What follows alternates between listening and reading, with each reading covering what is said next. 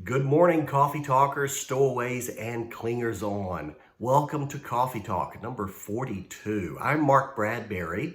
Grab a cup and join me this morning.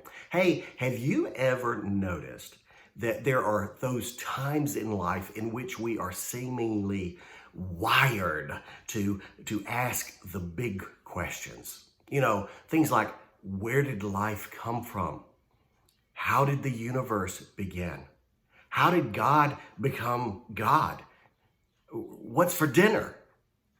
Well, maybe not that one, but those philosophizing moments, or at least that's what I've always called them, philosophizing moments. Those are kind of things that happen at odd times in our life. You know, maybe it's when you were sitting around in the dorm room with your buddies late some night, just kicking back, talking about stuff. You know, maybe it's that second or two before you drift off to sleep. Maybe it is when you're sitting on an empty beach at night, listening to the irregular rhythm of the waves crashing in.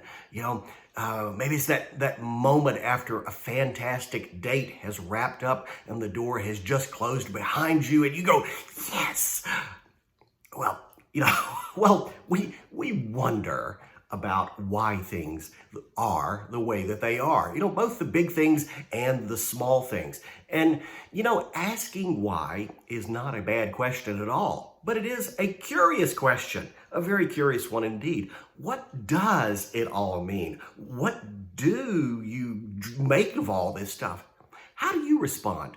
You know, well, sometimes when we're faced with that question, we're a little bit overwhelmed and we respond with despair. You know, we go, I think this is all too much to deal with. Why was I created in the first place?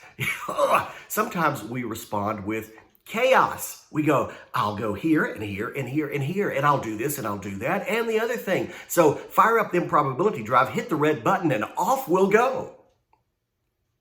Sometimes it's a little different. Sometimes we respond with a sense of fake frivolity and a big smile. You know, you go, oh, life is just like that. It's okay. Just be happy. It's just so much fun.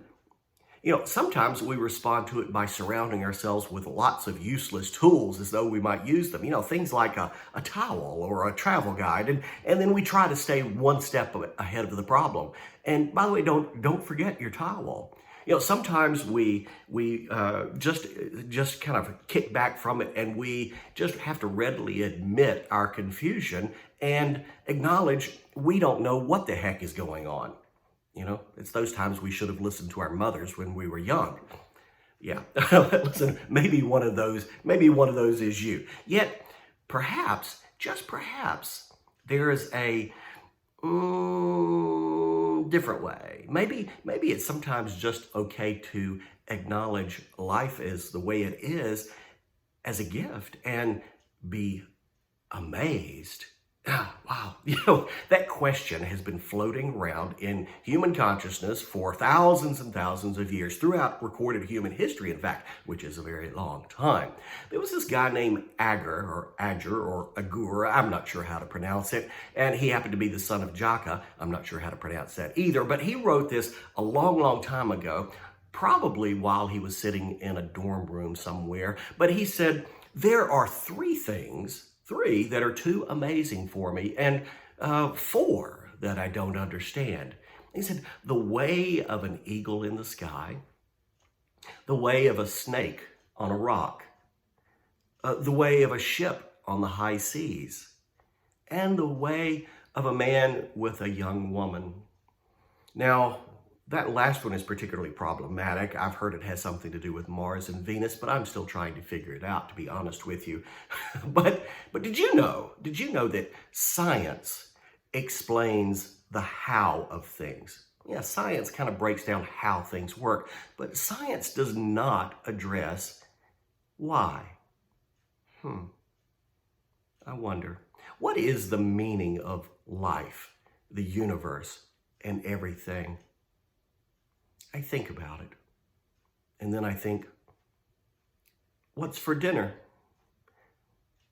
Enjoy your coffee.